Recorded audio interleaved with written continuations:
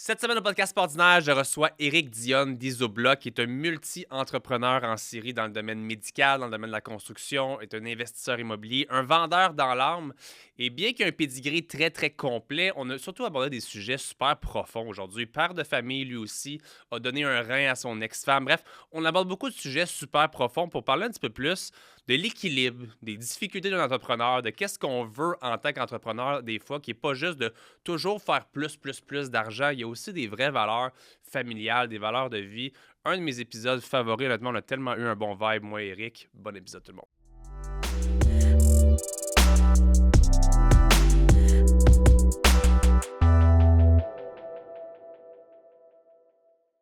L'épisode d'aujourd'hui est une présentation de Liquidation 125+, qui est une magnifique compagnie québécoise de vente de produits au détail en ligne et ont aussi un magasin physique à Rawdon. Dans le fond, Liquidation 125+ rachète les plus grands détaillants au Québec et vous revendent les produits au meilleur prix. Je suis un assez bon acheteur compulsif en ligne, je magasine souvent en ligne et je peux vous garantir qu'il n'y a pas un site qui bat les prix de Liquidation 125+. Que vous vouliez aller en camping, acheter des cadeaux pour vos amis, pour vos enfants, de l'électronique, peu importe, rendez-vous au liquidation125plus.com pour les meilleurs prix au Québec. Un très grand merci à Liquidation 125+ d'être le partenaire officiel du podcast Sportdinaire.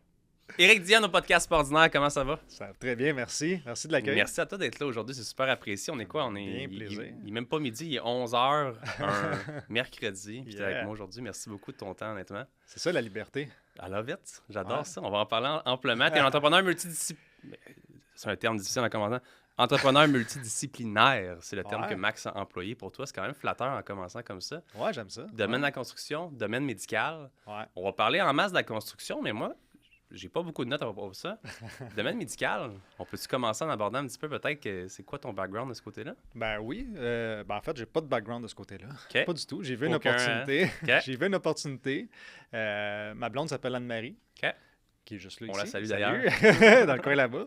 Ouais. Puis en fait, on s'est connus. Anne-Marie, elle travaille en sommeil dans le milieu de la santé. Là. Elle est spécialiste en sommeil. Fait que tu connais-tu un peu l'apnée du sommeil? Oui.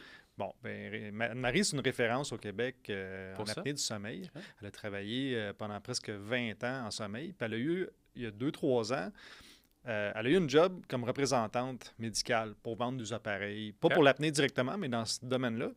Puis elle voulait améliorer ses compétences. Fait qu'elle a demandé à un de ses amis s'il ne connaissait pas un podcast sur les ventes. C'est vrai? Ouais. Puis l'ami a dit, je connais pas de podcast, mais tu parles à Éric Dionne. Il est bon en vente, puis peut-être qu'il peut t'aider. OK. Fait qu'elle m'a appelé, puis ça a dérapé.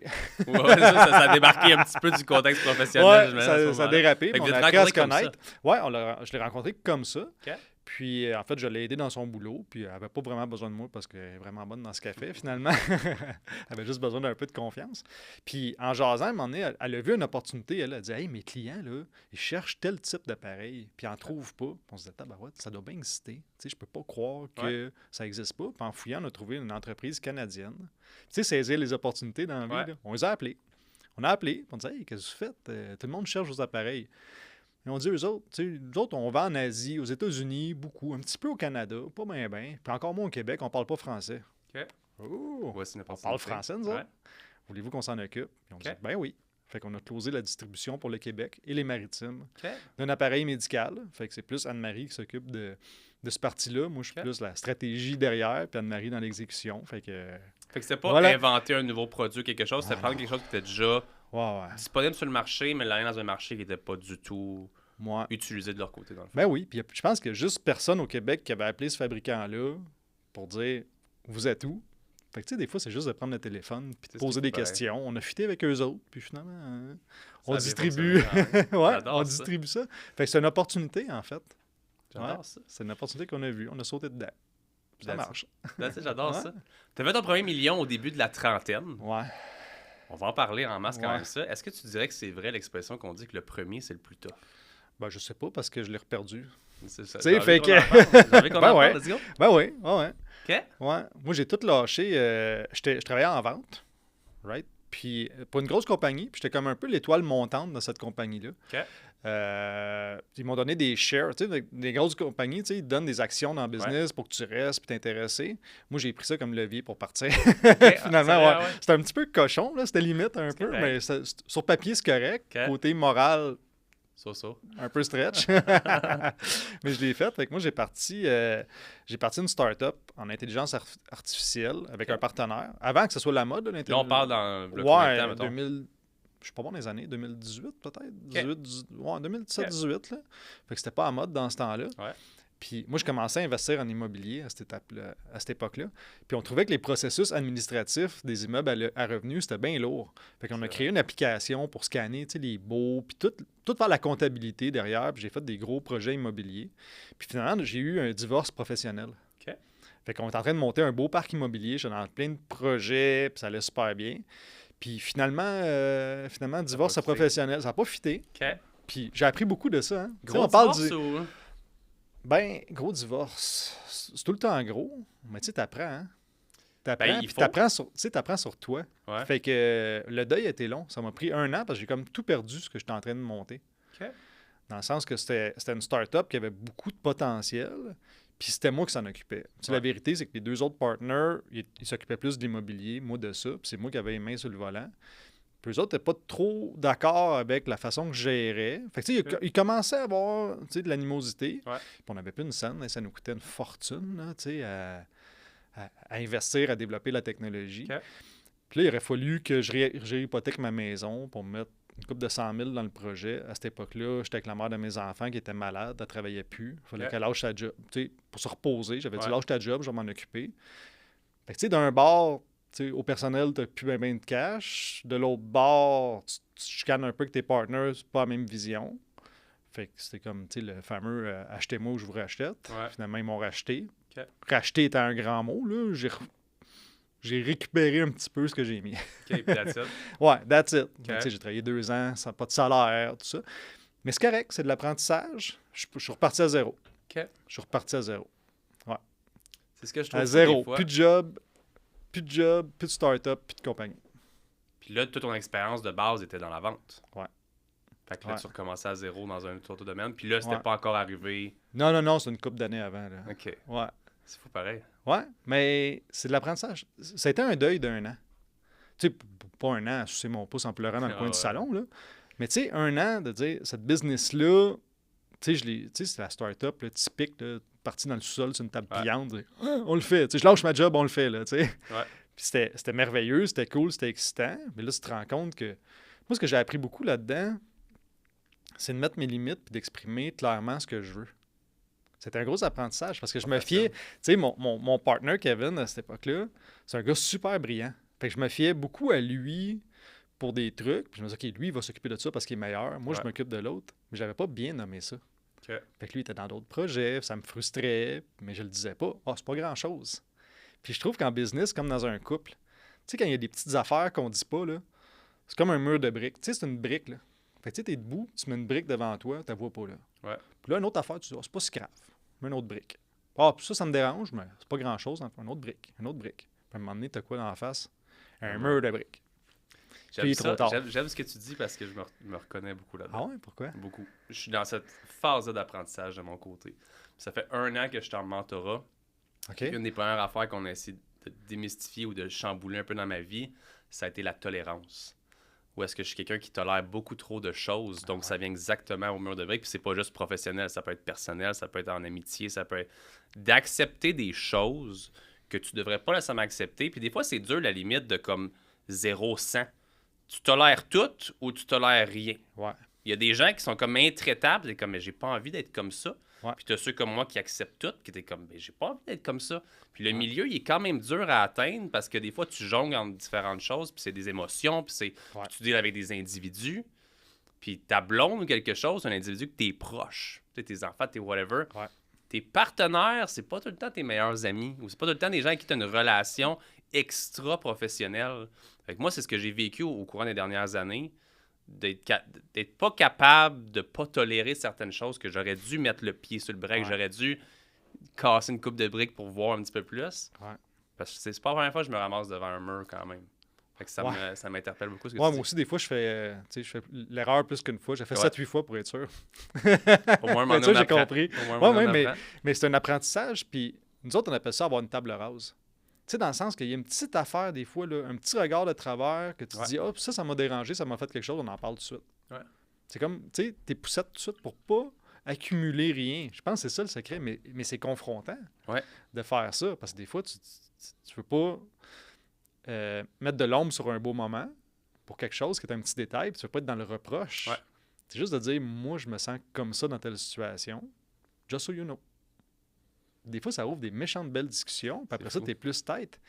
Mais ça a été vraiment un apprentissage. Puis je l'ai compris en business en premier, puis je l'ai appris dans ma vie personnelle après. C'est la même chose. Ouais, Tu accumules les petites affaires pendant 1 an, 2 ans, 10 ans, 20 ans, puis à un moment donné, c'est bien trop gros. Puis dans le fond, c'est dur d'expliquer le pourquoi. Ouais. C'est pas juste un petit événement, je te raconterais une petite affaire qui est arrivée avec mes partners. Je disais, voyons, ça n'a pas pété à cause de ça. Ben oui, tu sais, ça, plus ça, plus ça, plus ça. Ouais. Ça fait une grosse affaire. Puis à un moment donné, c'est ça. Fait que tu fais des concessions, mais c'est pas tu sais, faire des concessions, c'est pas nécessairement aimer l'autre personne. Tu sais, il faut que tu sois bien avant. Tu sais, pour accueillir ce que l'autre a, que ce soit un partner, une blonde ou des enfants, il faut que tu sois bien. Tu sais, la fameuse affaire, tu mets ton masque oxygène en premier, là, c'est un peu cucu, mais c'est vrai pareil. Arrange-toi pour être bien, puis là, tu vas être accueillant pour l'autre. C'est bien parce que tu dis des choses, on le dit je pense à la 3e, 4e fois qu'on en parle au podcast, c'est souvent ça que ça arrive, du classique max à oxygène en premier. J'ai dit cette analogie-là plusieurs fois, parce que c'était ça aussi, on parlait des relations, on parlait de pas se prioriser soi-même ou de whatever, toujours penser aux autres. Puis c'est la meilleure analogie parce que c'est vraiment ça. Tu es supposé penser à toi avant de penser aux autres pour être capable de donner ton meilleur de toi-même aux autres. Mais c'est dur de faire ça. C'est vraiment dur. C'est dur de penser à soi. Ouais. C'est dur parce que tu te sens égoïste. Oui. Mais j'aime comment tu l'as apporté de des fois juste semer une graine, de pas être dans la confrontation ou quelque chose, parce que des fois c'est petit, mais comme tu l'as dit, s'il y a tellement de petits qui se sont accumulés, quand il y en a un qui est moyen petit, là, qui est pas, tu sais, une situation qui est pas tant, tu peux pas passer par-dessus, mettons professionnellement ou whatever, c'est difficile de pas l'aborder d'un punch dans la gorge. Tu sais, de l'arriver puis c'est rough ou quelque chose, tandis que si c'est juste, moi je me suis senti comme ça, puis que tu le laisses un peu entre leurs mains, puis je sais qu'à un moment donné, par contre, il y a une limite. Il y a une limite, c'est comme si c'est tout le temps comme ça, puis je me sens tout le temps comme ça. Il y a une limite à pas franchir, puis mais que ce soit pas tout le temps, tous les jours. Hey, tel reproche, hey, tel reproche, hey, tel reproche. C'est comme, tu sèmes une graine, je me suis senti comme ça, puis that's it, puis tu continues tes choses. C'est la discussion sur l'autre, comment il perçoit. Ouais. Puis juste de se mettre dans les yeux de l'autre, des fois, qui te l'explique, ça change toute la dynamique. OK, ouais. Puis là, juste de comprendre, puis d'être dans l'acceptation, tu sais. C'est pas dans le reproche, mais c'est subtil, ça. Puis c'est facile à dire de même, là, c'est bien cute. Mais dans la réalité, dans les émotions, c'est pas toujours facile. Ouais. Mais d'être conscient de plus en plus, puis ça sert à ça, les expériences qu'on vit, d'être capable d'accumuler toutes ces petites expériences-là. L'intuition est basée sur des expériences, pas des connaissances. Ouais. L'intuition de pouvoir avoir une conversation comme fois avec quelqu'un vient de toutes ces expériences-là. Ouais. Fait que, tu sais, la start-up qui a chié, les projets immobiliers qui sont super florissants, puis je suis plus dedans, tabarouette, là. J'ai les vois grandir, puis j'étais partner, je le suis plus, là.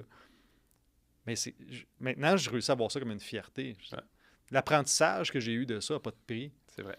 Puis les erreurs que j'ai faites à cette époque-là, j'ai fait plus aujourd'hui. Ouais. Fait que là, je suis capable de faire grandir mes business, j'apprends encore. Mais j'ai fait aujourd'hui ces erreurs-là, probablement. Fait que ça devient une fierté. Ça devient une fierté, mais quand t'es dedans... Ouais. Il y a beaucoup de gens qui ne sont pas entrepreneurs ou autres qui, des fois, voient ça, justement. Tu sais, le classique de comment, toi, t'es entrepreneur, t'as tout le temps du monde, tu choisis tes horaires, tu choisis tes congés, tu choisis tes choses. T'as dit quelque chose tantôt qui était comme, t'as travaillé pendant 2 ans sur quelque chose sans te sortir de salaire, sans rien. On appelle ça souvent, tu sais, mettre le skin in the game ou quelque chose. Est-ce que c'est quelque chose qui, pour toi, est quand même assez significatif d'être un entrepreneur en général? Parce que je dis ça, puis moi, je connais ma réponse à moi. Je le vis encore aujourd'hui avec Mindblow. C'est une compagnie qui est là pour 5-10 ans à bâtir avant de sortir des gros bénéfices ou des choses. Est-ce que pour toi, c'est quand même normal pour un entrepreneur de travailler autant sur une business sans se sortir quelque chose? Puis je t'amène encore plus loin. Il y en a souvent qui disent de ne pas travailler pour l'entreprise, de travailler, tu sais, comme... sur l'entreprise, à l'extérieur de l'entreprise. Ouais. Toi, comment tu vois tout ça? Il y a beaucoup de choses là-dedans. T'sais, moi, il y a une phrase que j'aime beaucoup. C'est un entrepreneur américain qui avait dit, une femme, je pense, qui avait dit, les entrepreneurs, c'est les seuls qui sont prêts à travailler 100 heures par semaine pour pas travailler 40 heures par semaine. Ouais, make sense. C'est moi. Tu sais, combien d'heures par semaine je fais? Je le sais pas. Mais ça me passionne. Tu sais, j'y pense tout le temps, mais en même temps, j'ai la liberté. Regarde, on est quoi, mercredi, 11h, on est en train de jaser. J'ai pas pris congé nulle part. Je fais ce que je veux. Puis un matin, on est allé courir à 8h le matin, qu'on aurait pu faire des meetings. Mais tu sais, je travaille le dimanche soir, puis ça me dérange pas. Parce que je suis passionné. Puis je faisais, moi, faire du 9 à 5, là, je suis pas capable. Tu vas me donner 600 000 de salaire par année à faire ce que je veux, mais il faut que je punche 9 à 5, puis je le fais pas. Je le fais pas. J'aime mieux gérer ma business puis être pas capable de me sortir ma paye des fois. Parce que c'est la situation. C'est ce qu'il faut que de faire ça. Ouais. Ouais. Mais je comprends très bien les gens qui sont pas entrepreneurs. Ouais. Je la comprends. Ce besoin de sécurité-là, puis de constance, puis de prédictivité, je la comprends. Moi, elle me fait peur, puis j'aime pas ça. Mais je la comprends, puis heureusement, tu sais, tout le monde... chacun a sa place, mais moi, clairement, je suis un entrepreneur. Je suis pas heureux dans le milieu formel, corporate. Je suis pas bien là-dedans. Ouais. Je suis pas bien, puis je suis pas un bon employé. C'était une de mes questions, justement. Que... C'est vrai? Ben, c'était tu étais devenu entrepreneur parce que je sais pas si tu te voyais ou si tu étais un mauvais employé selon toi. Ben, tu sais, je livrais à job. Je livrais, là, parce que je suis passionné. Quand je fais quelque chose, je le fais jusqu'au bout, puis je mets tout ce que j'ai. Mais je suis un mauvais employé dans le sens que je remets tout le temps tout en question. Okay. Puis, tu sais, le sentiment de justice, c'est quand j'étais rep, moi, je défendais mes clients. Okay. Je travaillais pour mes clients plus que la business. Puis, tu sais, les VP là-bas, les présidents de l'entreprise, ils disaient, Éric, tu brasses tout le temps toutes les affaires. Mais tu te loses, tu sais. Ouais, mais c'est ça, tu sais, fait que j'apportais quelque chose, mais je suis pas le petit mouton, là. Je suis pas le petit mouton qui... Oui, patron. C'est pas moi, je brasse des affaires, puis je me trompe, là. Ouais. Je me trompe, mais ça me passionne. T'es bien ça, mais pas des bon fois, dans dans un l'autorité. cadre professionnel, ça marche pas tout le temps. Fait que, tu sais, quand je dis que je suis un mauvais employé, je livre, mais...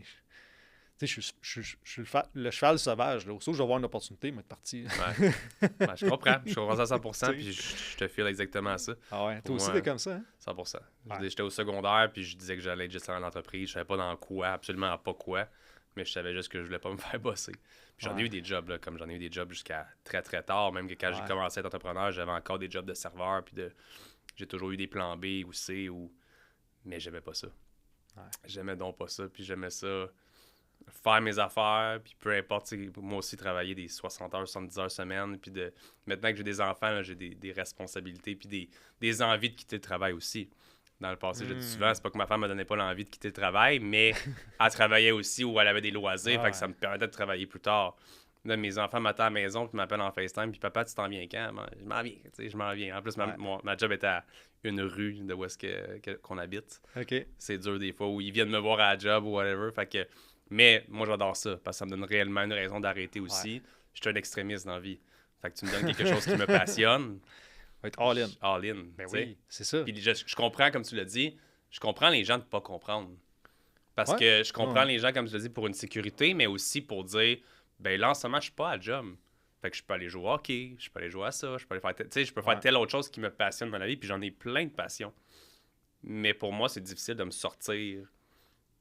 les compagnies de la tête parce que ça me passionne. Ouais. J'aime ça me lever tôt un samedi matin pour faire des choses pour la business parce que j'aime ça. Je le sens pas comme du travail. Oui, il y a des choses des fois qui sont du travail, t'as pas le choix, il y a des tâches plates. Ouais. Mais pour moi, faire des trucs pour mes projets qui me passionnent d'avancer, c'est pas tant un job où ça me dérange pas de le faire. Comme j'aime mieux me lever en faisant ça que de me lever pour écouter TVA Nouvelles puis prendre un café. Salut, bonjour, puis, là, genre, deux pieds sur la table, ça m'intéresse pas. Exact. Ma mère dit souvent, en fin de semaine, tu vas avoir du temps pour te reposer.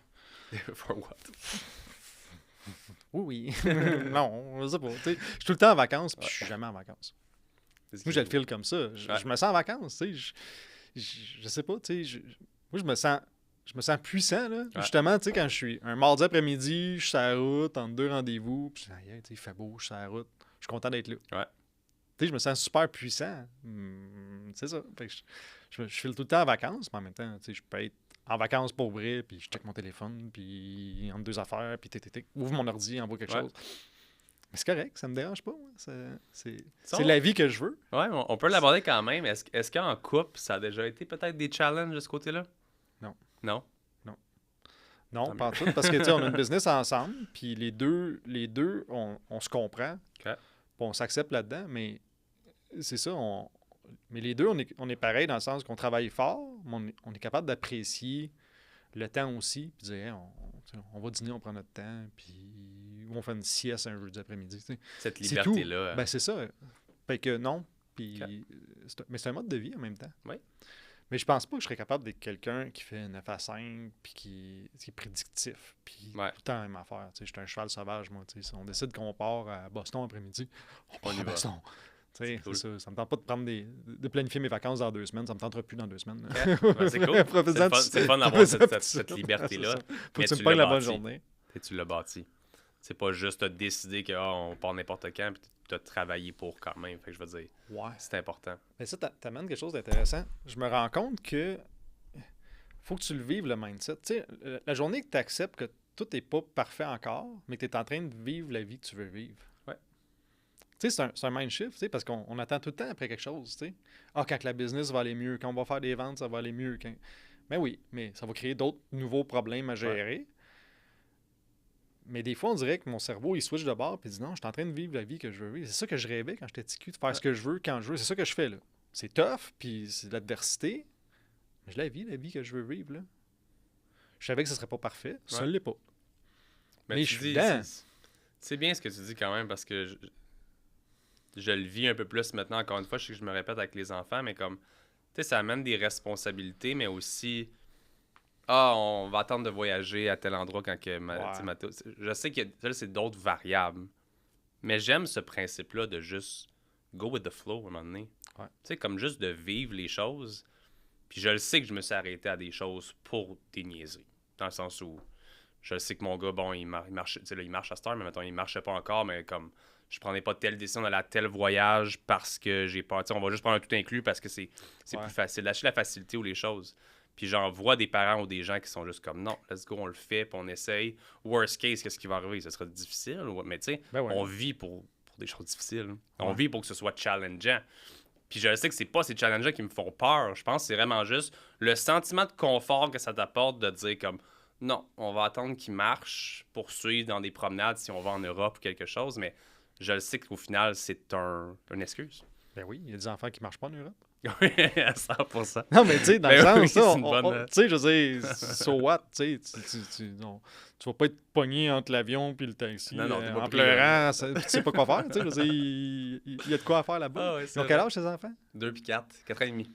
OK, fait que t'es encore dedans, mais tu sais, moi, je me souviens, tu sais, à un moment donné, j'ai comme réalisé, ça fait pas si longtemps que ça, là, tu sais, moi, c'est presque des adultes maintenant, mais tu sais, une fois qu'ils savent manger, puis marcher, puis dire merci, puis s'il vous plaît, là, puis une fois qu'ils ont t'as appris comme la base, là, ce qu'ils ont besoin, c'est un modèle. Tu sais, fait qu'un père est heureux, ou un père qui fait ce qu'il veut, puis qui fonce, puis des fois il met un genou à terre, puis il se relève, puis il continue. Mais ça, là,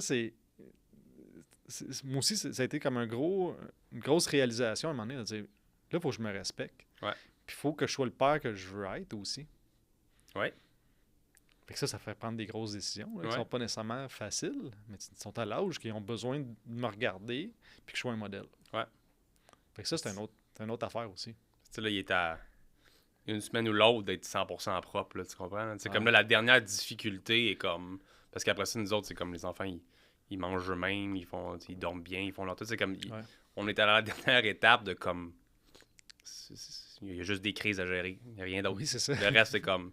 Amène des collations, puis amène des vêtements de rechange, puis... That's it. Là, ils ont besoin de te regarder. Ils ont besoin de t'observer, toi et leur mère. Puis de voir qu'est-ce que vous faites, comment vous faites, comment vous interagissez. Puis c'est ça la plus belle éducation que vous pouvez leur donner. Ouais. Vraiment. C'est motivant tout ça. Je sais qu'on l'a abordé super rapidement quand même, Ouais. c'est peut-être moi qui l'ai mal compris. Ouais. Ton premier million, tu l'as fait comment? Puis de ce que je comprends, c'est que tu l'as perdu de tes investissements pour ton start-up, pour ton... Ouais. Ton premier, ça a commencé comment? C'était quand tu faisais de la vente, quand tu faisais... Non. C'est d'un projet immobilier. OK. Ouais, Tu t'es lancé en immobilier, Ouais. tu as fait de la belle argent, C'est tu as ça. décidé d'investir Oh, pour j'ai le fait une couple de start-up. belles passes. Là, j'ai acheté des immeubles que le monde disait pourquoi t'achètes ça? C'est un paquet de trucs. Attends, non, je vois quelque chose. Puis ça a marché. Là. OK. Après ça, achète un autre, puis ça. Puis l'apprentissage que j'ai fait là, puis j'avais un super bon partner. Mon premier immeuble, là, c'était drôle parce que il y a un de mes amis qui était supposé d'investir. J'ai un de mes amis qui a de l'argent un peu. Moi, j'en avais un petit peu, pas tant que ça. Tu sais, je pense que j'avais comme peut-être 150, je me souviens plus, là, 150, 200 000 à investir en cash down sur un immeuble. Puis j'avais trouvé un immeuble, puis tu sais, je me disais, tu sais, en immobilier, tu sais, à moins que tu sois bien, bien, bien épais, là, tu ne perdras pas grand-chose. Maintenant que tu te trompes, tu revends l'immeuble, tu te refais pas pire. Là, Ouais. tu sais. Puis j'avais vu un immeuble que moi, je voyais un beau potentiel d'optimiser. C'était à la mode. Là, à cette heure, c'est la mode, puis même, je pense que c'est fini. Mais tu sais, d'acheter des immeubles, puis les flipper, tu augmentes les loyers, tout ça. Tu sais, on était un peu à l'avant-garde de tout ça, ou avant que ça devienne très, très, très populaire. Là, ça commençait à l'être. Puis j'ai un de mes amis qui avait de l'argent, puis il voulait investir avec moi. Puis on allait déjeuner le matin, puis là, j'avais trouvé l'immeuble, puis j'avais fait une offre d'achat acceptée, tout ça. Puis on allait déjeuner, puis je sentais qu'il était... Ça forçait, tu sais. Puis je dis, Steph, tu comprends-tu ce qu'on fait?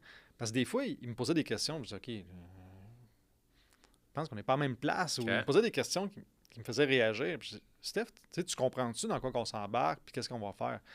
Oui, mais je pense que t'es pas là pour vrai, tu sais. Je pense que t'es pas prêt. Il dit, ouais, je le file semi. Fait que j'ai perdu mon partner. Tu sais, je dis, OK, on le fait pas. Tu sais, là, on est des amis, puis si tu le files pas, on le fait pas. Mais moi, j'avais une offre d'achat acceptée sur un immeuble. On avait créé une compagnie, on avait tout fait, ça, là. ouais. Mais j'aimais mieux ça.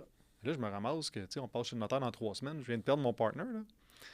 Puis, finalement, j'étais dans un... J'avais pris une formation en immobilier. Puis j'avais rencontré un gars là-bas, mais je le connais pas, là. On a pris une bière ensemble. Puis il dit, moi, il dit, je me rends compte, il dit, il dit, j'ai de l'argent, mais il dit, je me rends compte que c'est pas moi qui va faire... C'est pas moi qui va opérer les immeubles, là. Il dit, moi, je vais être plus passif un peu là-dedans. Fait qu'on s'est mariés. OK, on le fait. On se connaît pas, là. T'sais, fait qu'on a fait un deal ensemble. On l'a fait. Finalement, ça a super bien été. Il me faisait confiance. Puis j'ai fait des erreurs, mais on a fait une belle passe avec ça. Pas des millions, là, mais quand même, fait une couple de 100 000 en quelques mois. Là. Puis en fait, là, je commençais les gros projets à Sherbrooke. Là, j'ai vendu cet immeuble-là avec mon partner que j'aimais bien pour faire ça avec les 2 autres partners. J'aurais dû le garder, cet immeuble-là, puis continuer. Puis là, à côté de ça, j'ai fait une couple de deals qui m'ont amené à grossir. Fait qu'en valeur, j'ai augmenté bien vite. En immobilier, c'est ça, ta valeur nette augmente vite. Ouais. Mais c'est pas liquide, tu sais. T'as pas plus d'argent nécessairement dans tes poches, tu sais. Fait que quand je suis toute partie j'ai vendu l'immeuble, j'ai vendu toutes mes parts, j'ai renoncé aussi à des parts dans des projets. J'ai fait une coupe de 100 000 de l'autre bord, tout ça, mais réinvesti ailleurs, puis repart. Mais c'est ça, tu sais, ça fluctue. Tu sais.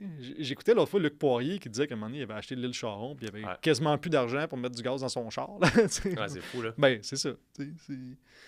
Puis la business que j'ai là, c'est la même affaire. C'est une machine à bouffer du cash, mais qui a un potentiel immense. Mais je suis dedans. Ça prend une capacité à gérer cette pression-là. Ouais. Tu sais, quand tout repose sur tes épaules, là, puis t'es tout le temps à une décision, que tout explose, tout s'effondre. Ouais. c'est de la pression, mais c'est correct. T'sais. Ouais. Mais je pense que c'est vraiment ça, c'est une des qualités que l'entrepreneur doit avoir en général, c'est vraiment d'être capable de gérer la pression au quotidien, parce que c'est ce qu'on vit un petit peu en tout temps, où il y a des journées que c'est quasiment parfait, là, mais il y en a d'autres que c'est comme tu l'as dit, on dirait que tout s'écroule tout d'un coup, il y a juste des mauvaises nouvelles, juste des affaires. Fait comme c'est vraiment ta faculté à rebondir de tout ça, puis à trouver des solutions aussi, à être créatif en même temps. Fait que toi, tu l'as fait justement là, avec un offre d'achat acceptée, puis du jour au lendemain, trouver une autre personne pour investir avec toi. Comme il y a bien des gens qui auraient juste fait comme, ben OK, c'était pas pour moi, on annule, puis on laisse faire. On l'a fait. On l'a fait, mais c'était le fun. J'ai eu du fun, c'était cowboy un peu, là, ce qu'on a fait, mais c'était un bel apprentissage. Finalement, l'immeuble on a fait un beau profit dessus. C'était cool. C'était un bel apprentissage, ça. Puis, je passe devant, je suis fier. Tu sais, comme feeling mix, là. Je suis fier d'avoir fait ça. Puis, j'aurais ça le garder. Tu sais, c'est mon premier, c'est mon bébé. J'ai tellement mis d'énergie là-dedans. Mais, c'est ça. On apprend. J'adore ça. On apprend. Petite pause à l'épisode d'aujourd'hui pour vous parler du nouveau sponsor du podcast Pas Ordinaire. Très fier de vous annoncer qu'on travaille maintenant avec le casino en ligne Play Number Games. Si vous êtes comme moi, que vous vous sentez chanceux et que vous aimez jouer à l'occasion, Play Number Games est le seul casino en ligne qui donne des cadeaux à ses joueurs à tous les jours. Ils sont ouverts depuis 6 ans et qu'est-ce qui est incroyable, c'est qu'ils vous payent vos gains en seulement 24 heures par virement Interac à tous les jours. Contrairement à beaucoup de casinos en ligne, si vous avez des questions ou des problèmes, le support de l'équipe de Play Number Games sont toujours disponibles à vous répondre en tout temps. C'est l'un des casinos les plus simples à utiliser pour jouer à des jeux comme la roulette, les machines à sous, le blackjack et des dizaines d'autres jeux disponibles aussi. En plus, à chacun de mes épisodes du podcast Sportinaire, si vous utilisez le lien qui va être dans la description de chaque épisode pour vous inscrire et jouer sur Play Number Games, la gang de Play Number Games va faire tirer 100 $ parmi toutes les personnes qui se seront inscrites en utilisant le lien. Donc, cliquez sur le lien dans la bio pour démarrer votre expérience avec Play Number Games. Allez vous faire du fun et on vous rappelle évidemment de jouer de façon responsable. Merci tout le monde et merci à l'équipe de Play Number Games de sponsoriser l'épisode du podcast Sportinaire. Avant qu'on parle un petit peu d'Isobloc, je sais qu'en 2022, tu as donné un rein à la mère de tes enfants. Ouais. Même si vous étiez déjà, je pense, en instance de Non. comme. Vous étiez plus ensemble à ce moment-là? On est encore ensemble. OK. Ouais. Parle-moi de ça. Ouais. Ben, en fait, ça a l'air pire que ça. Hein. Ça a l'air d'une grosse histoire, là, de donner un rein. Mais Ouais. pour vrai, c'est pas si pire que ça. OK. Puis c'est tellement un geste concret qu'on peut faire pour aider quelqu'un. Puis je sais pas si tu savais ça, mais tu peux lever la main, là, puis aller donner un rein à quelqu'un. Hein. OK, ça marche aussi C'est- simple que Ouais, c'est ça. Fait Ok. que moi, la mère de mes enfants, on n'était pas compatibles à tous les niveaux. ça. C'est correct. Mais elle avait besoin d'un rein. Elle était malade depuis longtemps. OK. Puis on a fait les tests, puis elle rejetait 99,5, je pense, % des receveurs potentiels. OK. Fait que on n'était pas compatibles. Puis dans ce temps-là, ce qu'ils font, c'est qu'il y a un système vraiment génial des dons croisés qu'ils appellent.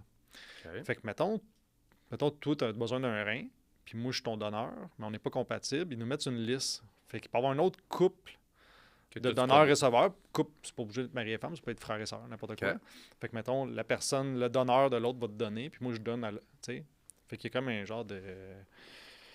c'est ça, de Tinder ou de... tu sais, Le donneur d'organes. Ouais, c'est ça, le Excellent. donneur d'organes. Puis, fait que ça, comment ça marche? C'est que 4 fois par année, ils regardent tous les donneurs et receveurs au Canada, puis ils font des mix. OK, toi, tu vas donner à elle, elle va donner à lui, puis Ok. bon.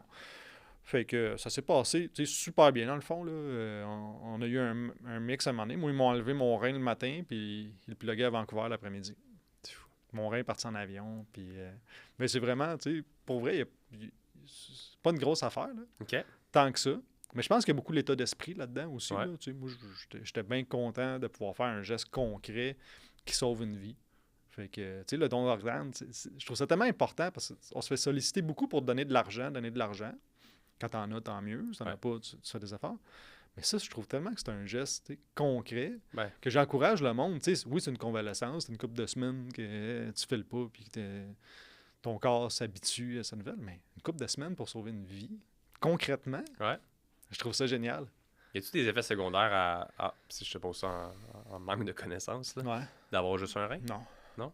Non, fait que notre capacité rénale totale, c'est la combinaison de nos 2 reins. Mais ce qui est beau dans l'histoire, puis il y a plusieurs gens qui naissent avec un rein, ils sont corrects. Fait que dans le fond, tu sais, notre capacité rénale dégraisse au fil de notre vie, OK. right? Fait que moi, mettons, j'avais 40 ans, 39, je me souviens plus, là, quand j'ai donné. Fait que, mettons, à 40 ans, j'étais peut-être à 80% de ma capacité rénale totale, je me souviens pas des OK. chiffres. Puis, en fait, quand ils m'ont enlevé un rein, le lendemain, je suis peut-être tombé à 50. OK. Ou 40, c'est la moitié de ça, mais l'autre rein reprend. Fait que 3 mois après, j'étais remonté pas à 80, mais à 78 peut-être, OK. 75. Y a un compense. Ouais, c'est ça, il compense presque totalement pour l'autre. Fait qu'au lieu d'être à 80, à 40, j'étais à 75, puis ça va juste dégraisser normal après. Fait que quand je vais être rendu à 132 ans, Ouais, ça, je toi, vais t'as me manquer un 20%, petit là. 4-5 là. OK. C'est tout.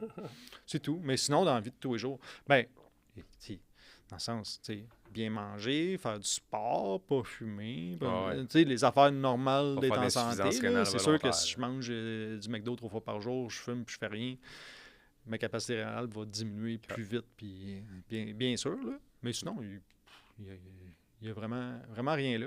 OK. Fait que c'est un geste concret Ouais. qu'on peut faire. Fait que, tu sais, moi, le don d'organes, je trouve tellement que c'est une belle chose qu'on peut 100%. faire pour aider des gens. Fait que j'encourage à, tu sais, quelqu'un qui est Ouais, prêt ouais. à faire ça. Tu dis, OK, je prends un mois de ma vie, là, puis je sauve quelqu'un. Je suis d'accord à Do 100%. it. Je sais pas si je vais le refaire un jour, là, mais... Un deuxième rein pour quelqu'un d'autre, peut-être pas, là.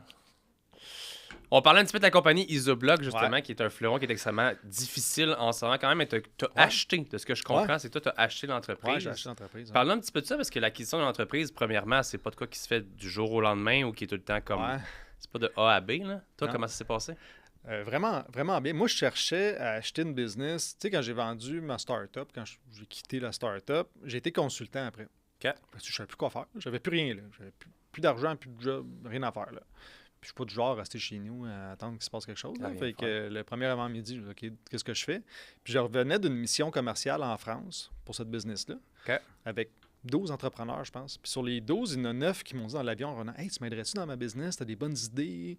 Tu sais, ça avait resté de même. Puis là, quand ça a chié avec la start-up, je me suis dit, OK, peut-être je pourrais être consultant. Fait que je suis allé consultant pour aider des entreprises qui vendent quelque chose de technologique ou technique là, à structurer leur vente et leur département de croissance. OK. Mais je savais que c'était temporaire. Juste en attendant. Tu sais, m'en été aidé. Contre de l'argent un peu. Bien sûr. Puis après ça, je me dis, OK, je voulais acheter une business qui vend quelque chose d'un peu technique, mais qui a de la misère à se commercialiser. Moi, je suis bon dans les ventes. Ça me dérange pas d'appeler un architecte que je connais pas pour lui parler de quelque chose ou d'appeler un gars de canette pour savoir comment il fait ça. Je suis pas gêné, j'ai pas de problème. Fait que je cherchais, mon fantasme, c'est de trouver comme une business, tu sais, le genre de business que c'est un ingénieur qui a parti ça, il a un bon produit, mais c'est pas un homme d'affaires. Là. Il est rendu à 4-5 millions de chiffre d'affaires, puis il est jamais. Je dis, OK, ça m'a acheté la moitié de ta business, ou je vais te racheter sur 5 ans, puis m'en scaler. Okay. Puis finalement, Isobloc, ça appartenait au mari d'une fille que je connais. Puis elle m'avait dit, il faut que tu ailles manger avec mon chum. Puis lui, c'est un gars qui achète des business, mais il veut pas s'en occuper. Fait qu'il met quelqu'un d'opération dedans. Puis lui, il avait acheté Isobloc, puis ça marchait pas parce qu'il n'avait pas choisi le bon partenaire. Okay. Isobloc, c'est une business qui existe depuis 40 ans, qui fait des blocs de maçonnerie isolés. Ça date des années 80. Okay. C'est un produit unique. Il n'y a personne qui fait ça en Amérique du Nord. Il y a une compagnie en Italie qui fait quelque chose qui ressemble. Là. Puis c'est une business, c'est des entrepreneurs qui ont eu des grosses business qui ont parti ça. Ils s'en occupaient pas vraiment. Tu sais, Isobloc, c'est un enfant de la DPJ. Là. C'est un enfant qui a manqué d'amour, que j'ai ramassé. Là, je m'en occupe. Mais je connais pas son passé bien. J'aime la comparaison. Fait que ça a été bien populaire dans les années 90-2000, jusqu'en 2010. Puis après ça, c'est un gars, ça a été vendu, puis un gars qui a acheté ça, qui avait des problèmes de consommation. Il a brûlé la compagnie, il a fait faillite. Puis depuis 2010, il n'y a personne qui s'en occupait vraiment. C'est du bouche à oreille, le téléphone sonnait. J'ai ramassé ça à moitié mort, là, au fond du baril. Il ne se passait plus grand-chose. Mais je trouvais l'idée géniale. Fait que comment ça s'est passé, c'est la même année que j'ai donné un rein. Fait que je savais que ça s'en venait, mais je savais pas quand. Fait que j'avais dit au gars qui l'avait, je dis, écoute, Martin, je comprends pas pourquoi ça lève pas, Isobloc, là. Le produit a l'air cool, mais pourquoi personne s'en occupe? Puis l'autre bord, moi, je vais donner un rein cette année, puis la mère de mes enfants va le recevoir, on va être les deux sur la table d'opération, je l'achèterai pas avant. Mais j'ai dit, laisse-moi développer. Tu sais, laisse-moi, je vais aller chercher 2 Isoblocs, là, on va mettre ça dans ma valise de char, je vais aller me promener avec. Puis c'est ça que j'ai fait. Puis au pire, si j'achète pas, j'aurais travaillé 6 mois de gratis pour toi. Fait que je commençais à aller voir des architectes. J'appelais des architectes, là. Fallait que j'y supplie, là. Tu sais, donne-moi 5 minutes, je vais aller te montrer quelque chose, je veux ton avis. Puis ils voulaient rien savoir. Puis finalement, je réussis à en convaincre. Puis j'ai découvert qu'Isobloc, c'est juste que le monde ne connaisse pas ça. Fait que finalement, m'a acheté la business. Fait qu'après le don de rein, le lendemain, j'ai appelé Martin. OK, je suis vivant, tout est beau. Je l'achète. Dans le lit encore. Puis je l'ai acheté. Ça, c'était en 2022, je pense. Ouais, c'est ça. Puis là, je suis en train de la remonter. Puis là, on commence à récolter. Tu sais, le travail que j'ai fait, à faire beaucoup de développement, aller voir des architectes de façon infatigable. Tu sais, 7-8 des fois architectes dans la même journée. Fait des lunch and learn, fait ci, fait ça. Marketing. Fait beaucoup d'erreurs, beaucoup d'apprentissage. Là, on commence juste à récolter le travail que j'ai fait. Okay. Notre cycle de vente est 2 ans. Là. Tu sais, c'est... Entre tu vas voir un architecte puis tu vends un bloc, là, il se passe plusieurs mois. Là. C'est clair. Fait que c'est... Ouais, des gammes d'émotions, remettre de l'argent dans le business à tous les mois, sors pas de paye pendant 2-3 semaines parce qu'il n'y a pas d'argent dans le compte. Le classique entrepreneur. Ouais. Comme ça. Ouais. Payer une marge avec l'autre marge. Ouais, c'est ça. Les cartes de crédit loadés. Ouais. T'as l'air quand même un gars qui a beaucoup d'expérience, puis je vais l'appeler à la vieille, sans t'enlever absolument rien. T'as l'air d'un gars de terrain. T'as l'air d'un gars, tu l'as dit, comme qui aime ça, faire du développement. Tu sais, moi, je suis plus un gars, encore une fois, c'est pas une comparaison directe, je suis un gars plus dans l'approche moderne, d'essayer de faire du marketing, puis de souvent faire venir les clients à toi, puis de... Toi, t'as l'air complètement l'inverse. T'as l'air d'être la personne qui va pêcher les clients un à un. Est-ce que c'est bien décrit? C'est quoi? T'as raison, c'est mon réflexe. C'est pas toujours un bon réflexe. Okay. C'est que, mettons, tu sais, des fois, je regarde des Isoblocs, les autres business, puis je dis, OK, là, on n'a pas de vente, ça prend du cash. Mon premier réflexe, c'est de faire du cold call. Okay. M'appeler des architectes. Hey, t'as-tu des projets? Qu'est-ce qui s'en vient? Mais ce que je m'aperçois, puis sur un bout, je m'en aperçois, mais en fait, des fois, je me disais, je suis mieux de faire une vidéo après-midi, là, puis aller rejoindre 100 000 personnes, puis là-dessus, il va peut-être avoir 200 architectes, que de faire 4 cold calls l'après-midi pour rejoindre 4 personnes. Mon réflexe, c'est un vieux réflexe, il n'est pas toujours bon. Il est bon, là. Il est bon, mais mon temps n'est pas toujours bien utilisé. Puis là, depuis, mettons, 1 an, je fais beaucoup plus de marketing. Depuis 5-6 mois, je fais plus de personal branding, puis beaucoup plus de contenu. Ouais. Puis ça paye. Ça paye, ça marche, le téléphone sonne, je m'en fais parler partout. Il n'y a pas une journée qui passe que je me fais pas parler de ce que je fais sur LinkedIn partout. Puis tu sais, des fois, tu regardes, tu dis, OK, il n'y a pas de temps d'interaction, c'est les pauses. Mais le monde s'en souvient. Le téléphone sonne, puis les architectes se souviennent de moi, là. Ils m'appellent, hey, j'ai un projet. C'est pas un hasard, là. C'est parce qu'il il attendait son café un matin, puis il scrollait, il m'a vu. Il m'a vu avant hier. Il ouvre YouTube, il me voit. Fait que oui, je suis un gars de terrain, mais c'est pas tout le temps la bonne affaire à faire. Je pense que l'équilibre dans tout ça aussi, où est-ce que, tu sais, j'en connais d'autres dans le domaine alimentaire où, tu sais, ils vont cogner aux portes, ils vont dans les métros, ils vont dans les IGA, puis c'est comme... Tu fais pas ça, toi? Je fais un peu des deux. Puis encore là, je te dis ça, puis je suis pas, tu sais, on a des distributeurs, des brokers, des affaires qui travaillent avec nous autres. Je le fais pas assez. Moi, mettons, le fondateur, je me déplace pas assez pour aller rencontrer. Puis je te dis ça, puis comme je veux absolument faire un gros changement pour 2025, plus de démos, comme on n'est pas au stade d'être Red Bull, que je peux m'asseoir sur ma chaise puis attendre, puis d'avoir 1001 reps qui font la job pour moi, puis on n'est pas rendu là. Puis d'un autre côté, de juste faire du marketing en ligne, puis d'attendre que les gens viennent vers toi. Je pense, puis comme tu l'as dit, de faire des vidéos. C'est parce que tu mets du temps à faire la vidéo qui est selon toi la plus insane ever, puis tu la poses, puis tu n'as pas rien qui arrive, il n'y a pas aucune interaction. Comme tu peux faire la plus stupide vidéo, pas rapport, puis que le BAM est viral. Comme tu peux passer une journée à faire des cold calls, puis pas rien vendre. Comme tu peux le faire des cold calls, puis juste les enchaîner, puis vendre, puis vendre, puis vendre. Fait que je pense que... Ça prend de la constance, hein? Oui, puis je pense que toutes les réponses sont bonnes, mais je pense qu'un mix de tout ça, dans l'ère qu'on est entre faire du PR, mais aussi faire du réseau social, du marketing, quelque chose d'un petit peu plus moins time-consuming, plus comme time management. Tu sais, c'est intéressant de mettre une vidéo puis de potentiellement avoir, comme tu l'as dit. Puis des fois, c'est que ta vidéo de là, 1 mois est encore efficace à amener des leads potentiels. Ou fait, je pense que c'est un tout. Je pense que, on le sait que c'est un tout. Mais l'équilibre dans tout ça, c'est pas facile.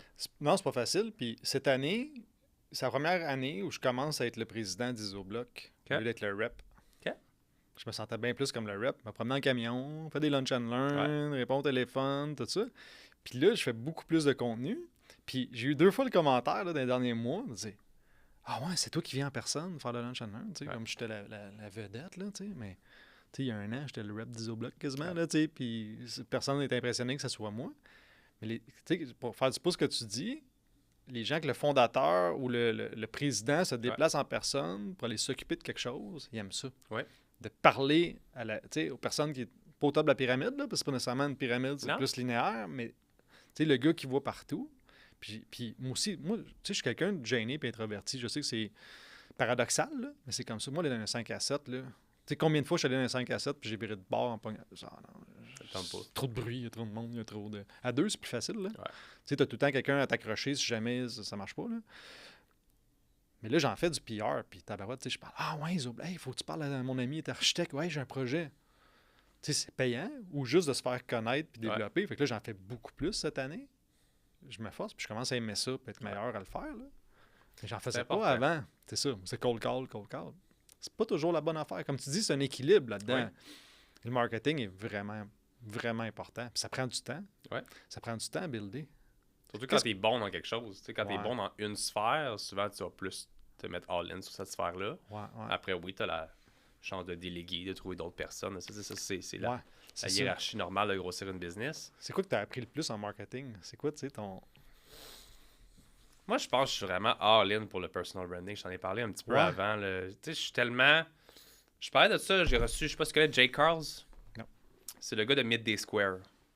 C'est les petits carrés, chocolat fonctionnel, c'est vraiment super santé. Bref, c'est une belle compagnie en croissance de fou. Puis eux sont vraiment dans la transparence. La business montre toutes leurs erreurs, toutes leurs affaires. Ils sont très dans le storytelling pour leur business. Puis lui, c'est vraiment le gars de PR qui fait juste comme dans un vol n'importe où dans le monde à tous les jours. Puis il rencontre des gens, il fait du PR pour la compagnie, il fait des conventions, il fait des meet and talk, il fait juste ça de ses journées. C'est incroyable comment ce gars-là ne fait que parler à des gens. OK. Mais qu'est-ce qui m'a vraiment intéressé, puis qu'est-ce que moi je fais depuis des années, c'est comme je t'en ai parlé un petit peu avant, le personal branding, où est-ce que quand que tu vends un produit comme nous on vend, qui est plus comme une commodité, quelque chose que tu prends, puis un consommable, puis c'est fini, toi c'est un petit peu plus concret. Tu bâtis une maison, tu bâtis quelque chose, c'est un peu plus tangible. Moi c'est tangible, mais tu peux en boire une, c'est fini, puis jamais en reconsommer après. Un client pourrait faire ça.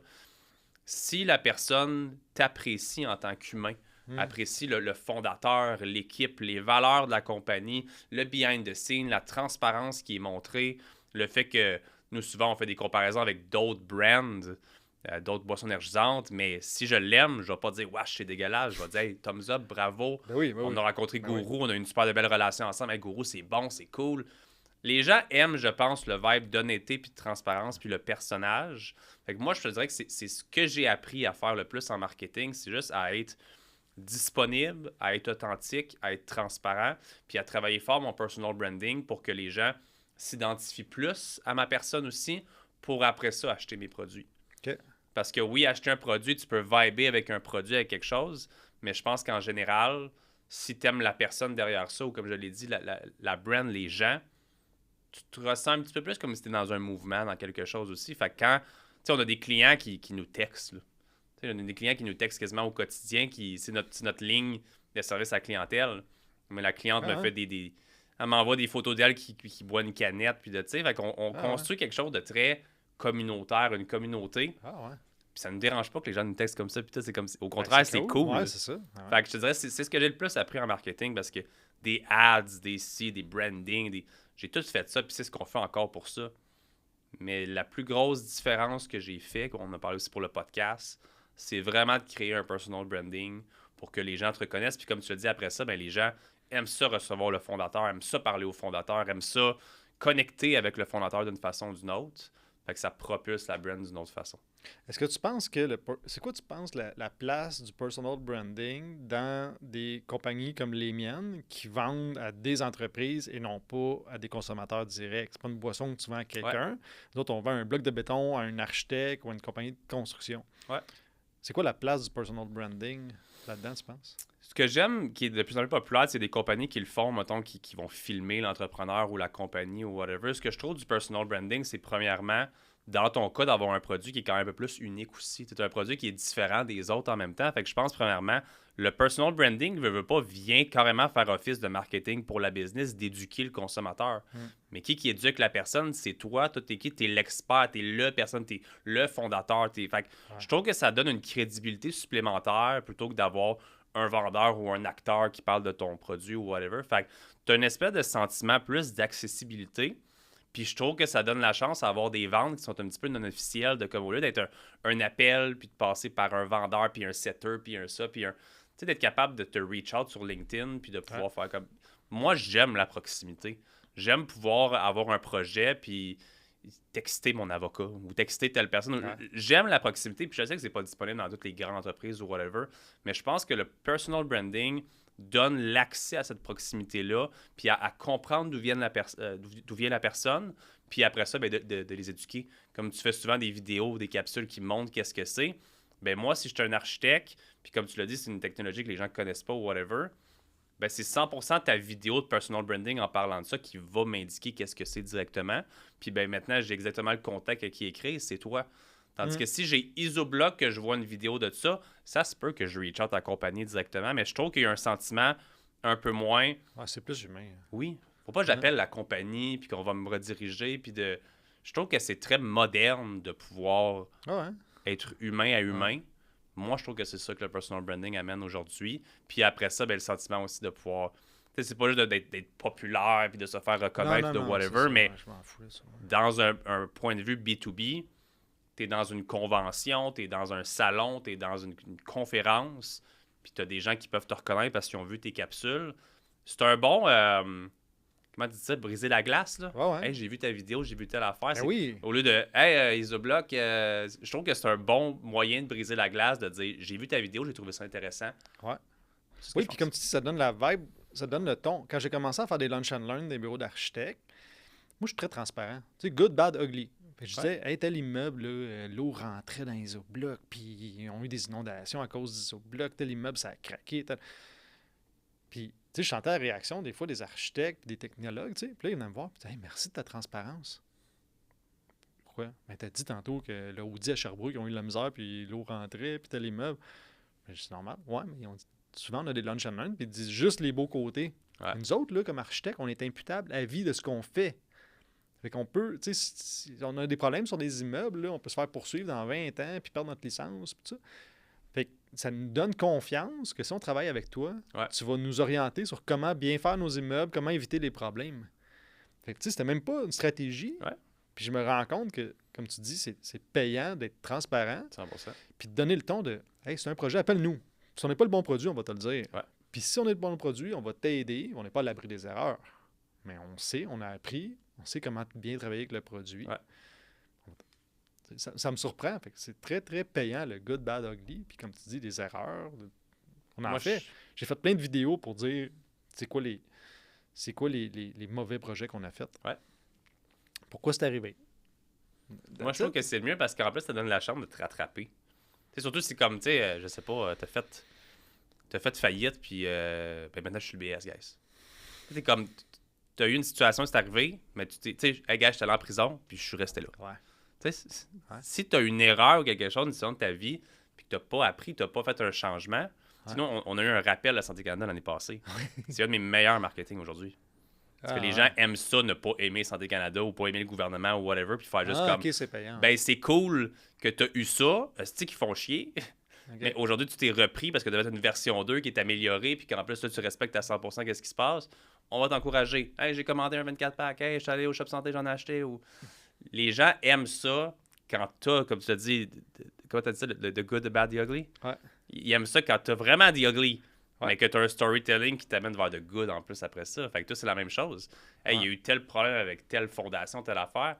Mais voici qu'est-ce qu'on fait pour le futur, qu'on est sûr qu'il n'y a pas ça. Ouais, c'est ça, l'apprentissage, le retour. Moi, un architecte m'avait donné une phrase qui me reste. Il dit, moi, ce que j'aime d'Isobloc, c'est le retour d'expérience.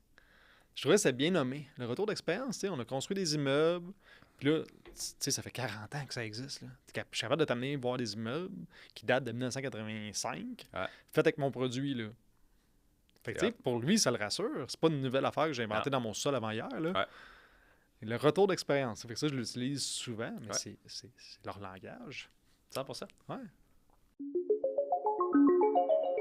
Aujourd'hui, j'aimerais vous parler d'un des sponsors du podcast Ordinaire depuis les tout débuts, qui se trouve être la compagnie québécoise Mindblow Energy. Puis on ne sera pas de cachette, c'est mon entreprise. Donc j'ai créé une entreprise de boissons énergisantes québécoises à base de nootropiques et on est très fiers de sponsoriser le podcast Ordinaire depuis ses tout débuts. On sponsorise la même entité, c'est moi qui l'anime. Hein? Mais les boissons Mindblow Energy, qui est une grande découverte que j'ai faite il y a quelques années, les nootropiques sont des ingrédients qui augmentent vos fonctions cognitives. Donc à l'intérieur, c'est pas juste de la caféine, c'est une boisson qui est supplémentée. Donc vous avez des ingrédients qui vous aident pour tout ce qui est focus, énergie, bonne humeur, mémoire. Une super compagnie québécoise que je vous invite, si vous voulez supporter le podcast Ordinaire, à aller vous en procurer. Vous pouvez vous rendre au mindblowenergy.com et utiliser le code PASORDINAIRE pour 10% de rabais. Sinon sur amazon.ca, on est numéro 1 pour les produits énergisants ou un peu partout au Québec dans plusieurs points de vente. Merci beaucoup. On a tellement jasé que On sait plus ce qu'on est je me rendu. suis perdu. Là. T'es quelqu'un de super analytique et curieux. Puis je pense que t'en as parlé à Max un peu, que t'as même déjà été peut-être inquiet de à quel point t'étais un petit peu plus, justement. Tu fais des liens dans beaucoup de choses, tu lis beaucoup de livres de business. T'en as été jusqu'à voir un neuropsychologue. Ah ouais, c'est vrai, j'ai oublié que j'avais dit ça. Ouais, t'avais dit ça. Est-ce qu'on va jusque-là? Ben oui. Allons-y. Ouais. Qu'est-ce qui s'est passé dans ta vie pour que tu dises que... J'ai toujours senti, tu sais, on se sent tous différents, je pense, mais c'est dur de savoir comment que les autres se sentent dans leur tête. Mais moi, j'étais tout petit, puis je fitais pas. Moi, je fitais nulle part, là. Okay. Tu sais, j'étais petit, j'étais tout le temps tout seul, je parlais comme un adulte. J'ai comme pas eu d'enfance, on dirait. Okay. Tu sais, j'étais au primaire, puis dans ma tête, je pensais à des affaires d'adulte, puis je faisais des plein de liens, tout ça, puis... Je sais pas, la vie évolue, puis à un moment donné, tu te rends compte que tu passes à un projet, t'aimes ça, à un moment donné, t'aimes plus ça, tu passes à d'autres choses. Je me disais, je suis bipolaire. Qu'est-ce qui se passe dans ma tête pour partir sur des affaires où je suis passionné, puis après ça me tente plus, je jette ça aux poubelles, je fais d'autres choses. Fait que, c'est tout le temps dans l'optique d'essayer de mieux se comprendre. Puis en fait, quand j'étais consultant, un moment donné, pendant la pandémie, là, j'étais avec Julie, puis une de mes clientes, puis elle dit, toi, là, c'est un HPI. C'est quoi ça, HPI? Elle dit, t'es haut potentiel intellectuel. OK. Non, je suis pas plus intelligent que... Non, c'est pas ça que je dis. Haut potentiel, ça veut pas dire que t'es plus intelligent. Elle dit, t'as un cerveau pété bien raide. Elle dit, va te faire checker, là. Elle dit, je suis sûr que t'as ça. Elle dit, moi, je suis comme ça. Puis elle dit, je le vois juste à comment ton cerveau fonctionne. Là. C'est comme la douance? Ouais. C'est ça? Ouais. Fait que je suis allé voir un neuropsychologue, puis ils m'ont fait faire plein de tests, tu sais. Fait que, ouais, c'est ça, HPI, fait que c'est haut potentiel intellectuel. Mais cet acronyme-là est pas bon. Haut potentiel, ça a l'air plus intelligent. Ouais, c'est juste que mon cerveau, ou le cerveau de ces gens-là, puis tu sais, douance, je pense qu'il y a bien du monde qui aimerait ça, avoir ce titre-là, là, parce que ça a l'air d'Einstein, mais c'est pas ça du tout. Non. C'est juste que mon cerveau fonctionne en arborescence. Puis très, très fort dans certains aspects, là. Moi, c'est beaucoup les connexions entre les choses. Moi, j'ai comme un cerveau en arborescence. Tu me dis quelque chose, je fais des liens partout. Là. J'ai comme... Mon Windows, il y a 800 fenêtres ouvertes. Fait que je fais plein de liens. Okay. Puis d'apprendre ça, ça m'a comme beaucoup calmé. C'est que là, je comprends qu'il y a des affaires, des fois, que j'ai pas de mémoire pour certains trucs. Tu sais, les dates, moi, qui sont en quelle année, tout ça, zéro, là. Mais je me souviens des petits détails de quelque chose que quelqu'un m'a dit qui n'ont pas rapport. Mais c'est correct, j'utilise ça à mon avantage, puis j'ai des outils pour combler mes faiblesses. Là, je sais que j'ai tendance à oublier des affaires. Puis, bon. Mais ça m'a beaucoup calmé de savoir ça. Puis j'en parle pas souvent, là, parce que justement, c'est un peu comme... c'est ça, ça a l'air de dire que tu es plus intelligent, mais c'est pas ça. C'est juste que mon intelligence fonctionne d'une autre façon, puis ça amène des contreparties de jamais avoir de break. Là. Moi, je dors la nuit, puis mon cerveau tout le temps. Là. Il n'y a pas de break. Le hamster roule tout le temps. Jamais de break. Mais des fois, c'est angoissant. Puis es-tu capable... Parce que, tu sais, encore là, moi, j'ai pas de diagnostic de rien dans la vie ou whatever, mais comme, je suis capable de comprendre c'est quoi avoir jamais le cerveau à off, parce que pour toi, c'est une tâche, le mettre à off? Parce que moi, ça me rend anxieux, mettons, de pas nécessairement pas de travailler, mais de pas accomplir en une journée, ou mettons, tu sais, amène-moi pas faire du yoga ou au spa ou whatever, comme je suis pas capable. Ouais. Comme, honnêtement, il faut que j'y aille avec plusieurs personnes, puis jaser, puis de whatever, comme j'ai beaucoup de difficultés avec le silence, avec rien faire. Je serais pas, tu sais, c'est genre des choses que j'essaie de faire des fois, de me calmer, de me grounder, de faire des choses, mais comme, tu sais... Bases-tu à l'action? Qu'est-ce que tu veux dire? C'est-tu comme un peu quelqu'un qui boit pour pas affronter ses émotions? Je pense que c'est plus peut-être dopamine addict un peu. OK. Ça se peut. Ouais? OK. Peut-être. Moi, il y a 2 semaines, j'étais allé 24 heures de New York tout seul. Pas de sel, pas rien. J'avais besoin d'un reset. Tu sais, parce que ma vie va vite en tabarouette, là, tu sais. Nouvelle business, isobloc, je suis en train d'acheter un autre business, séparation, divorce, tu sais, ça va vite. Puis là, j'avais besoin de comme faire un reset pour dire, OK, je suis où? Puis ma peur, moi, c'est tout le temps aussi de me buzzer sur quelque chose de nouveau. Parce que je suis passionné. Moi, quand j'embarque dans quelque chose, là, je suis all-in, puis je suis quasiment autiste. Là. Je veux tout savoir, je veux tout connaître, puis go. Le pied dans le... Mais tu sais, plusieurs fois dans ma vie, ça a été ça. Là. Je suis parti des projets, puis là, à un moment donné, finalement, j'aime plus ça. Là. Je passe de tout à rien. Là. Ça me tente plus. Je me suis aux poubelles pour d'autres choses. Je pense que j'ai fini cette étape-là, parce que je me comprends bien. Mais tu sais, c'est dur de savoir si tu as vraiment passé une étape dans ta vie ou si tu es encore dedans. Ouais, mais ça revient un peu comme que je disais tantôt, tu sais, l'extrémiste. Tu sais, je te l'aide un peu comme moi là-dessus. Ouais. D'avoir des phases de vie. Ça peut être des projets, ça reste des phases de vie aussi, mais comme, tu sais, je comprends ça d'être, mettons, jeune, puis de juste faire le party, puis après ça, de juste être un gars de gym, puis après ça, de juste être un gars de business, puis après ça, tu sais, là, je pense que je suis un peu comme toi dans ma sphère de un peu plus d'équilibre. Ouais.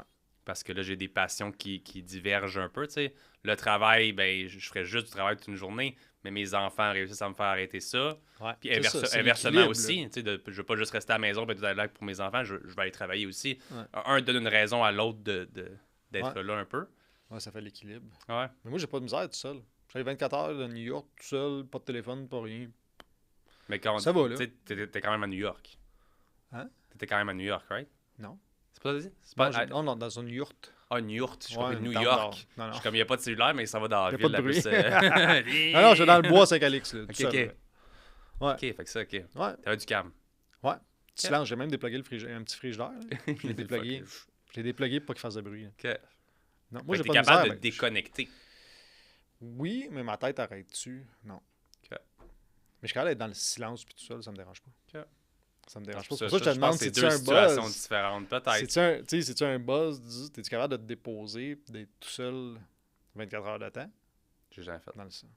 Ben, j'ai jamais fait, je veux dire. La dernière fois, c'est fait plus que 7 ans avant ma relation, puis c'était genre que mon chien, ou c'est comme been a while. OK. Parce que Bien je sais a qu'il y a while. du monde qui font ça puis qui cassent. Là. Ça serait essayé. T'sais, moi, ça m'a rien fait. T'sais. Mon mentor, c'est pas la première fois qu'il me le dit, là, d'aller prendre un week-end puis quelque chose, puis de juste comme Tout seul. Là. penser à moi, puis. Mais. Tu sais, si je dois marcher, je mets de la musique, ou un podcast, ou. Il n'y a pas de. OK. Il y a pas de pause. Mais si je dors, OK. je dors. Y a pas de... Quand je dors, il n'y a pas de. Jamais je fais de. Comment t'appelles ça, là, de l'insomnie ou de. Jamais le cerveau. Mon cerveau, il. One shot. OK. Moi, tu Le me couches à breaker. terre, là, je vais m'endormir là. Ouais, moi aussi. Ouais. Le N'importe breaker où. saute. Hein. Ouais. Puis je me réveille, puis ça repart, puis c'est good. Hein. Puis Moi, je vais courir, pas de musique. Ça me gosse. OK. Mais je suis dans ma tête. Là. Je pense à 1000 affaires, puis je reviens, je prends des notes. Tout le C'est temps. pas pareil. Ouais. On peut avoir des choses similaires, mais en même temps, je sais que c'est Ouais, c'est complètement pas pareil. Puis même des fois, là, on va travailler dans un café, puis il y a trop de bruit, là, je suis pas capable. Moi, je suis hyper sensible. Là. OK. La lumière, le bruit, le tic-tic, j'entends tout fois 1000. OK, non, on est Je vraiment vois pas tout pareil. fois 1000. Moi, j'entends tout, puis la vibe, là. Tu sais, ça m'agresse. Les bruits, tu sais, je suis comme hyper sensible à tout ça. Il faut que je sois. Ben, tu sais, là, maintenant, j'ai un bureau avec des employés, mais habituellement, je travaillais dans les cafés pour avoir un vibe. OK. Puis je vais dans les gyms ou des gyms spécifiques qui a plein de monde Ah, pour ouais. me donner un vibe, pour me motiver. Ah, ouais. J'aime pas ça être. J'avais un gym à moi-même. Tu sais, j'avais un projet physique, ma compagnie. Ouais. Puis j'allais pas m'entraîner à mon gym le matin, j'allais dans un gym C'est public. vrai? Pour pas être- Parce que j'aimais pas ça. Je trouvais ça dole d'être tout seul. Puis de... C'est vrai? Moi, c'est le contraire. Mais je le vois pas. Je sais pas si à ces moments-là, je le vois comme un moment de j'ai pas envie d'être seul. Je le vois surtout comme source de motivation. OK. Tu sais, j'aime aller dans le café voir des gens travailler parce que ça me motive à travailler. J'aime aller au gym quand les gens s'entraînent parce que ça me motive à m'entraîner. Quand t'es tout seul, on dirait que c'est Ah, facile ouais. d'avoir une distraction ou quelque chose. T'es tout seul à la maison, mais travailler à la maison, tu sais, j'étais plus capable de faire ça. C'est pour ça que je me suis procuré un bureau. Puis... Moi, je voulais pas aller au CrossFit au début parce qu'il y a trop de monde qui jasait. c'est fou. Tu sais, des fois, je regarde les heures de CrossFit, puis là, je vais aller à 9h30, il y a moins de monde qu'à 8h30. Tu sais, je choisis mes plages qu'il y a moins de Ouais, qu'il y a monde. moins J'aime de ça monde. quand il y a moins. OK. Tu sais, c'est ça. On est pas pareil là. Parce que moi, c'est ça. Tu sais, le monde jase. Ta gueule, là, tu sais, je suis en train d'écouter. Ouais. J'essaie d'écouter ce que le coach il dit. Là. Tu iras Joseph Martin, Ouais. hein? Tu sais? c'est excellent. Hey, on termine déjà ensemble. J'ai envie qu'on sache pour les prochaines années, qu'est-ce qui s'en vient Ouais. de ton côté? Tu as parlé brièvement de potentiellement acheter une autre entreprise. J'imagine qu'on Ouais. peut pas en parler. Non, un NDA, mais ça C'est s'en vient. correct. Y a-t-il autre chose pour toi qui s'en vient dans ta vie, dans ta carrière? Oui, c'est drôle parce qu'on en parlait hier. Tu sais, moi, je veux juste avoir assez de ressources pour faire ce que je veux quand je veux. OK. Tu sais, on disait tantôt, on part à Boston, on part à telle place. Je veux juste faire ça. Tu sais, dire, OK, mes enfants ont besoin de moi, ils sont en train d'acheter une maison, je veux pouvoir prendre 2 semaines pour les aider à rénover. OK. C'est juste ça que je veux. Tu sais, j'ai Quand pas, on parle de j'ai pas ressources, grosses... on parle d'argent. Ouais, on parle d'argent. Là. Mais, tu sais, c'est un peu, pas tabou, mais, tu sais, longtemps, j'ai trouvé ça superficiel. Mais, tu sais, nos rêves, là, ils ont tous un price tag, là. Oui. Tu sais, quand même que tu veux être un gourou du yoga, puis tout ça, il va falloir que tu manges, là, tu sais, puis il va falloir faire ton cours en Inde, là, puis il va falloir que tu prennes l'avion, puis ça va te prendre du cash. Tu sais, fait que... moi, j'ai arrêté d'être tabou avec l'argent dans le sens que, ben oui, aider le monde que t'aimes, à part donner un rein, ça prend de l'argent, là. Ouais. Puis prendre 3 semaines pour aller faire une retraite au Mexique, ça prend de l'argent. Puis je veux aider mes enfants, je veux bâtir un patrimoine. Ouais. Puis je veux continuer à avoir du fun. Il n'y a rien qui est plus important qu'être bien. Je suis d'accord. C'est juste ça qui est important. Es-tu bien? Oui, on continue. Puis moi, ce que je veux pour l'avenir, c'est vraiment continuer à être... Tu sais, comme tu disais, go with the flow. Là. Quand c'est trop dur, là, on le fait pas. Là. Ouais. Tu sais, dans le sens que j'ai tendance à être beaucoup acharné, moi. Tu sais, puis à m'acharner sur quelque chose jusqu'à temps que ça marche. Mais Ouais. là, on l'essaye, ça marche, on continue un peu. Oh, c'est pas ça, regarde. On passe à côté comme une rivière, puis on continue. OK. C'est juste ça. Ça, c'est vraiment dans ta vie personnelle ou même professionnelle? Partout. Partout. C'est ça mon équilibre, moi, c'est de vibrer à la même fréquence partout. D'être aussi bien. Je trouve que le succès, là, c'est quand tu es dans le même état d'esprit le vendredi après-midi que le lundi matin. Oh yeah, c'est la fin de semaine. Oh yeah, la semaine commence. Tu sais, quand t'es pas mal dans le même état d'esprit, je trouve que là, l'équilibre est bien. Je pense que oui. Ouais. Je sais qu'il y a pas beaucoup de gens qui ont ça, malheureusement. Là. Ben oui, parce que si t'es pas bien dans ta vie personnelle, Ouais. t'as pas le goût que la fin de semaine arrive. Puis si t'es Ça, pas c'est le bien. contraire. C'est ça, exact. Ouais. Mais tu sais, quand t'es pas mal dans le même vibe, là, ça marche. Ouais. Puis ça peut pas être tout le temps des licornes puis des papillons roses, mais tout le temps s'améliorer un petit peu. Mais j'aime ça. Parce qu'on Ouais. est tellement dans un monde aussi où est-ce que tout le monde veut tout le temps plus. Ouais. Je pense que tu te mets des bons mots quand même là-dessus parce que au final, on n'a jamais assez. Fait que même quand tu veux plus, Ben oui, tu vas vouloir c'est ça. plus. On veut s'améliorer. Fait que comme de vouloir comme toi juste d'avoir cette liberté-là de faire, disons-le, ce que tu veux quand tu veux. Puis je le sais que c'est pas la meilleure expression parce qu'il y en a qui c'est comme, ben moi, ce que je veux, c'est être sur un yacht 365 jours par année. Puis c'est comme, chacun a ses ambitions puis ce qu'ils veulent. Ouais.